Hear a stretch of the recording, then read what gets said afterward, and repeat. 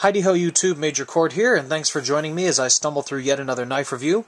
Today, we're going to take a look at the Sog Mini-Aegis, which I might refer to as the Aegis at least half a dozen times through this review, so I apologize in advance if I do. Now, this knife was graciously donated to me through a contest by none other than our very own Gavco, so I want to thank him very much right off the bat for that, and apologize that it took so long for me to get this review out, you know, between school and life, and just wanting to make sure I gave this knife a very thorough testing before I put the review out there. It's taken about a month and a half. So I do apologize for that, and I would like to very graciously thank him. His channel information will be in the description box below, and probably somewhere on the screen in annotation. So make sure to subscribe to him and watch all his videos, because if you like knives, then you'll probably like what he puts out. This knife itself has a 3-inch blade of Aus 8 steel. It is a very shiny blade, as the overhead light will probably show off very well, and a 4-inch Zytel handle with no steel liners, which results in a very lightweight 7-ounce, a very lightweight 2-ounce knife with a 7-inch overall length. And since I'm going to be drawing some comparisons with it very regularly throughout this review, I'll compare it to the Kershaw Leek, which, as you can see, is about the same overall length. I believe this is in some sort of Sandvik steel, but otherwise they're almost comparable. This one's a bit heavier, but other than that, lightweight EDC knives about the same blade length, and they're both assisted. And I'm going to take this review in a slightly different direction and bitch about all the bad things I hate about this knife first. That way we can get onto the good stuff later. And the main critique I have on this knife is that the assisted opening sucks. And I don't mean it just sucks like a tornado. It sucks monkey balls. Not that monkey balls and tornadoes are directly comparable, but this sucks hard. It's terrible. Basically, my gripe about it is that it is too hard to actuate. It's a very stiff spring in here, and the detent is very strong. I mean, it's doable, you can actuate it, but you really have to overcome the force that holds it in the handle, and due to the terraced thumb stud, let me get out my ghetto macro here, it really wears on your finger. Find my lens. It really wears on your finger, and I just find that painful. It's really not fun to use this knife. There we go. If this were a non-assisted knife, this thumb stud would be a great design. However, since you have to overcome the spring pressure, this thumb stud really does bite into your finger, and it just hurts. And that's more of a critique on the thumb stud than it is the assisted opening itself. However, the spring tension does really play a factor in that. And hold on, let me change my battery, and I'll continue to ramble. Okay, sorry for the jump cut. I swear to God, this camera eats batteries faster than fat people eat fried dough at a state fair. But back to the assist. Aside from the thumb stud being way too terraced and, you know, resulting in it being painful to actually open the knife, the spring itself is a bit too powerful, and I've found that that results in a lot of blade play. Because this has no liners. I mean, it's a purely Zytel-handled knife. And the force of this knife, you know, flinging open every time you open it, means that you're going to develop a lot of left-to-right blade play, and also some up and down. I have a minute bit of up and down, but a hell of a lot of left to right. And I'm pretty sure I could tighten the pivot and alleviate that. However, the up and down, there's nothing that can be done with that. And I'm not exactly sure if this arc lock is self-adjusting like the ball bearing lock and the, what's it called, the axis lock by Benchmade are. However, I don't think this one is. At least, if it is, it hasn't proven itself to be by now. So, that, to me, is a major downside. I really don't care, generally, and this is a bit off topic, but I don't care, generally, if there's a bit of blade play in my EDC knife designs, as they come from the factory. Like, if there's a bit of wiggle, I could care less, but if it develops due to the actual design of the knife, like, this is a major defect in my mind. The fact that through not actual use, but just the design of the knife, in this case the assisted opening, blade play is going to develop, that's a major flaw. And it's something that should have been worked out before this knife left the factory. I mean, that's just my 2 cents, but... So, the assist already has 2 strikes against it, and a third is coming up, because this pocket clip wiggles. And that's not from carrying it. That, at least, again, through my data points here, is I believe, because the way I open the knife, is my fingers go here, you know, thumb here, and to overcome the spring tension, an equal amount of pressure needs to be applied backwards. This is just where my fingers naturally rest when I open knives, so force is going to be applied, pulling the pocket clip backwards. And obviously it's only mounted with one pivot screw, good job, one screw. So that could be a defect of the clip, yes, but here I'm going to blame it again on how much force needs to be applied to overcome the detent and activate the Sog-assisted technology, as that's their patented name for the assist here.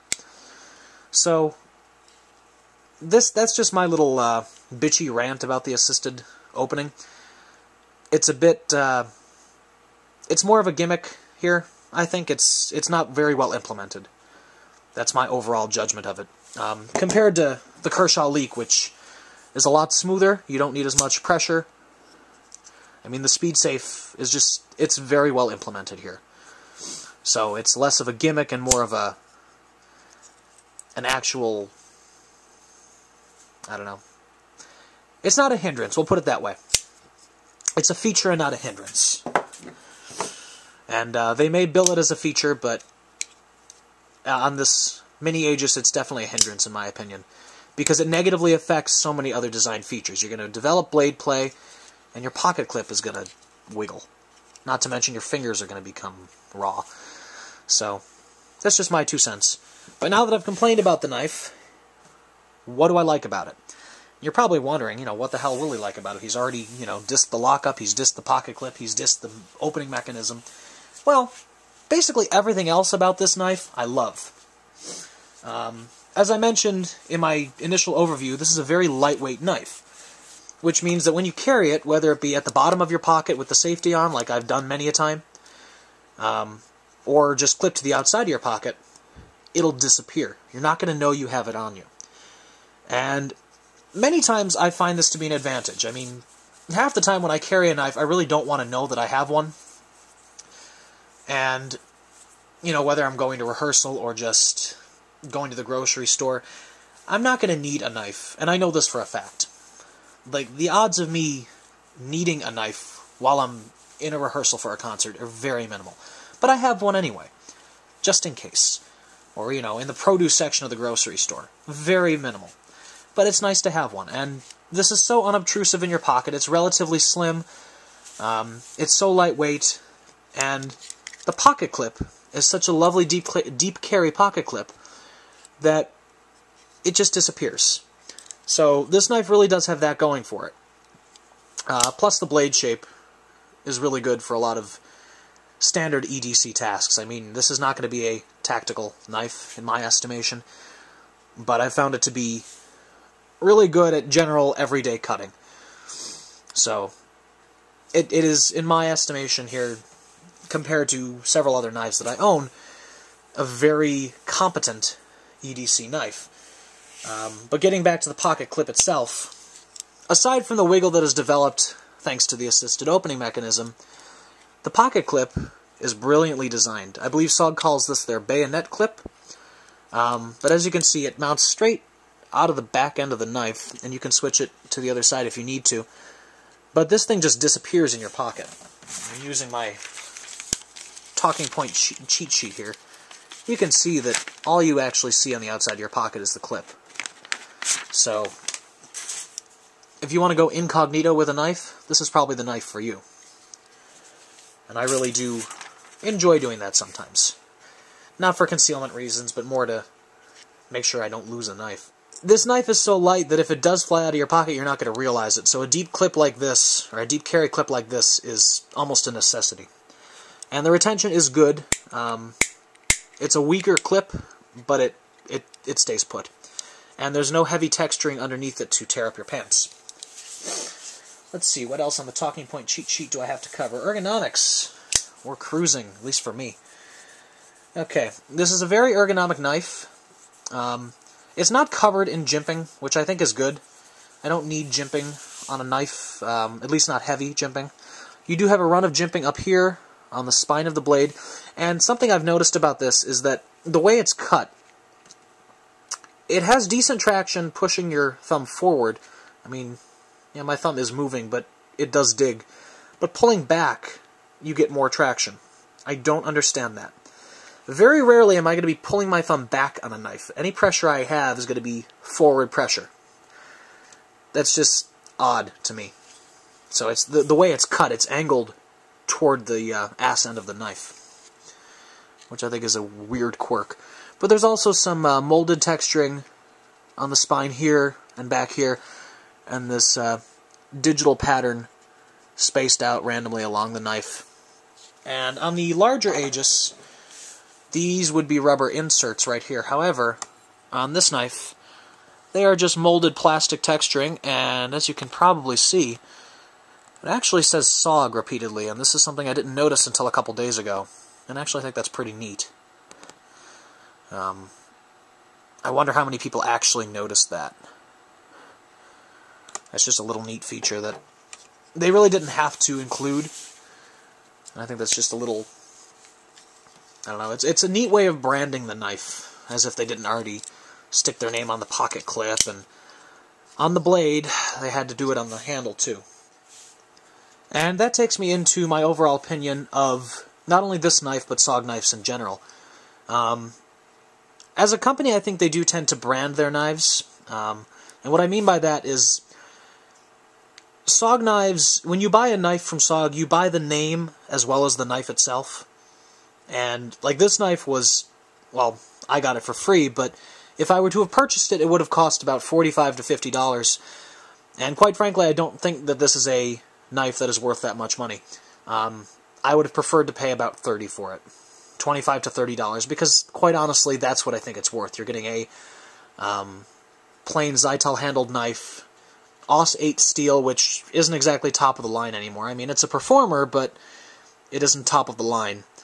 And, you know, a sucky assisted opening mechanism.